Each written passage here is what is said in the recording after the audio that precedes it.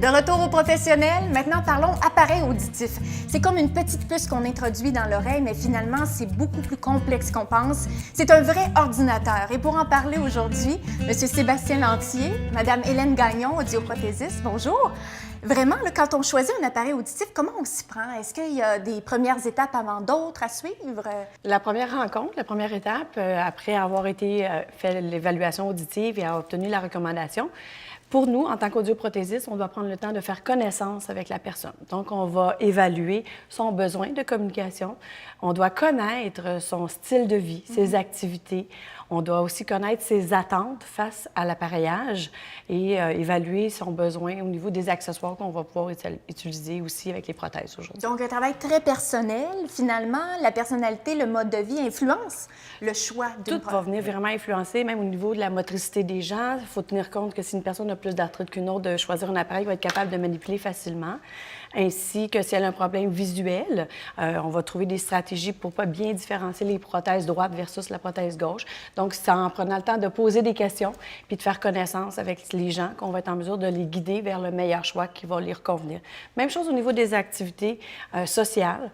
Une personne qui est très active, qui joue au golf, a un besoin différent parce qu'elle est à l'extérieur. Une personne qui joue au quilles dans un endroit bruyant. Donc, si on connaît les activités de la personne, bien, on va maximiser la chance d'être confortable dans toutes ces situations auditives multiples. Et que la personne soit heureuse de le porter aussi, voire fière. Exactement. C'est pour ça aussi que maintenant, les appareils auditifs, on a différents choix de couleurs, différentes grosseurs, différentes personnalités au niveau des appareils. Donc, il y a des gens qui vont préférer justement avoir un appareil qui va être plus discret, moins apparent. Dans ce cas-là, on va y aller avec des couleurs qui vont être un peu plus couleur des cheveux. Ou à l'inverse, on peut avoir des couleurs extrêmement flyées, comme on dit, dans le rouge, dans le bleu, dans le vert. Quelque chose qui sort de l'ordinaire, qui est apparent, donc qu'on ne veut pas nécessairement cacher. On veut que ce soit comme un bijou, dans le fond. Donc, que ça paraisse, que ça soit vu. Donc, on peut aller on peut combler tous les besoins. Parce que des gens qui sont bien confortables avec leur appareil auditif et surtout heureux parce que leur vie s'en voit améliorer, il y en a qui sont même prêts à montrer comment ça fonctionne à leur entourage, à vraiment là, démystifier la chose. Puis au lieu que les gens regardent, « Y a-t-il un appareil, lui? » Mais de plus en plus, le fait qu'on a des communications avec les prothèses auditives, donc l'utilisation du téléphone cellulaire et faciliter l'écoute de la télévision par des systèmes de communication Bluetooth avec la télévision, les gens portent leur appareil plus, mais sont aussi plus fiers de le sortir, justement. On utilise un téléphone iPhone pour faire des ajustements au niveau des appareils. Donc, ça donne une plus grande manipulation, une fierté, justement, de montrer leur appareil. Quand on fait les choix, bien, c'est sûr qu'il faut aussi tenir compte de l'anatomie de l'oreille, parce que des fois, les gens veulent peut-être un petit appareil, c'est peut-être pas ce qui va convenir au déficit auditif. Fait qu'il faut aller toujours dans le sens de donner l'heure juste à la personne pour qu'elle ait la fierté de la porter, bien, il faut qu'elle ait la fierté du rendement ou la satisfaction du rendement. Donc, l'appareil qui convient à son besoin. Et comment on évalue? Il y a un examen interne pour voir peut-être la grosseur du conduit? Dans le fond, exactement, on fait une otoscopie, on va regarder dans le conduit auditif pour voir la grosseur du conduit auditif. Dans certains cas, les petits appareils intra-auriculaires qui vont se placer comme celui-ci là, dans le fond du conduit auditif, ça ne convient pas à tout le monde. C'est même une minorité des gens qui peuvent avoir un appareil qui va se placer directement dans le fond du conduit auditif. Donc, ça va être de vérifier si c'est possible. Anatomiquement parlant, si c'est possible aussi par rapport à la perte auditive. Donc, c'est pas parce que le conduit est beau, il est droit, il est gros, que c'est l'appareil idéal pour la perte d'audition que la personne a. Donc, ça va être de vérifier à ce niveau-là qu'est-ce qui lui convient, selon ses activités, comme on disait, selon ses besoins, ses goûts, mais par rapport à son audition, qu'est-ce qui est l'idéal pour cette personne-là. Est-ce qu'un appareil auditif peut être désagréable?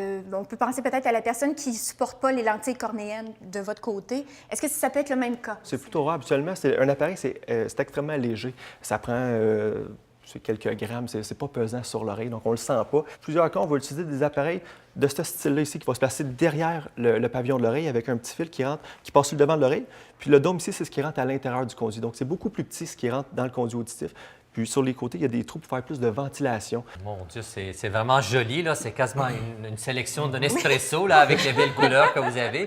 Moi, j'ai une question un peu plus scientifique. Plusieurs patients qu'on opère pour des cataractes, on leur demande d'enlever leur appareil auditif du côté opéré parce qu'il y a de l'eau qui peut couler dans l'oreille. Est-ce qu'il existe des appareils auditifs ou des prothèses qui sont plus imperméables? Oui, justement, maintenant, ça fait partie des nouveautés, des standards d'imperméabilité qui ont été développés. L'appareil peut être submergé pendant 1 heure complètement dans l'eau et elle va quand même fonctionner. Donc, ça peut être pratique pour les gens qui pratiquent des sports aquatiques, les enfants qui font des sports à l'extérieur, ils vont jouer au soccer, il pleut, bien, les appareils sont protégés maintenant. Fait que oui, ça peut aller dans l'eau. Mais ce n'est pas pour tous les appareils. Faut valider avant, justement, de les tremper dans l'eau, parce que sinon, il y a certains appareils qui vont briser, tout simplement. Donc, c'est mieux de valider l'information. On les entendra pas, ceux-là. Exactement. Finalement, les téléphones cellulaires devraient s'inspirer de votre technologie parce que ça serait une bonne ça fait chose. pas long feu dans l'eau. C'est ça, exactement. Comment on catégorise les appareils auditifs? Les appareils sont catégorisés en technologie, donc il y a plusieurs niveaux de technologie, entrée de gamme, intermédiaire, haut de gamme et de haute performance. C'est toujours une question d'ordinateur de plus en plus efficace ou plus performant à traiter le signal. Donc une prothèse d'entrée de gamme va être moins efficace qu'une prothèse haut de gamme par rapport à tous les paramètres d'ajustement, que ce soit au niveau des différents microphones ou atténuateurs de bruit. Dans le fond, si je comprends bien, la qualité de vos appareils, c'est un peu comme quand moi, je viens pour choisir un système de son pour la maison. Exactement. C'est le même principe. Dans le fond, on peut avoir des radios qu'on va utiliser, un petit radio pour la cuisine, par exemple, puis on pourrait avoir un système de son pour le salon qui est beaucoup plus performant, que le son est plus riche et plus défini. Donc, c'est ça qui va faire une différence. La qualité sonore. Exactement. Alors moi, je rajouterais qu'aujourd'hui, avec l'avancement technologique, il n'y a pas de raison qu'on ne trouve pas l'appareil auditif qui convient aux besoins de la personne. C'est pour ça que, connaissant le besoin de la personne, on va être en mesure de la guider vers le bon choix. Donc, une personne qui est très active a besoin d'un appareil qui va s'adapter vraiment à son style d'environnement sonore.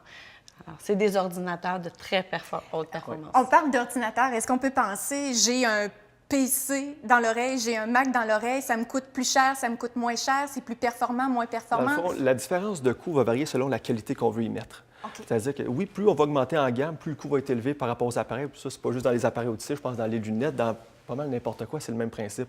C'est-à-dire que plus on va augmenter en gamme, plus on va avoir un son de meilleure qualité, un son plus riche, un son plus précis, puis une réduction des bruits environnants beaucoup plus agressif, donc moins de bruit, puis un son plus net. Donc, c'est ça qui va faire une grosse différence en termes de compréhension. Et puis, un appareil auditif, est-ce qu'on doit porter ça dans les deux oreilles? Habituellement, oui. C'est-à-dire que lorsqu'on fait un examen de la vue, par exemple, quand on voit qu'on a une perte visuelle, c'est dans les deux yeux. Les oreilles, habituellement, c'est le même principe. C'est-à-dire que quand on a une perte auditive, c'est la plupart du temps dans les deux oreilles. Donc, on va y aller avec deux appareils. Le but, c'est toujours de venir équilibrer l'audition. Donc, qu'on ait un son qui arrive la même intensité des deux côtés. C'est très intéressant. Finalement, ce qu'on retient, c'est qu'il n'y a pas de moins bons ou de meilleurs appareils. Finalement, le meilleur appareil pour nous, c'est celui qu'on veut porter, celui avec lequel on est bien.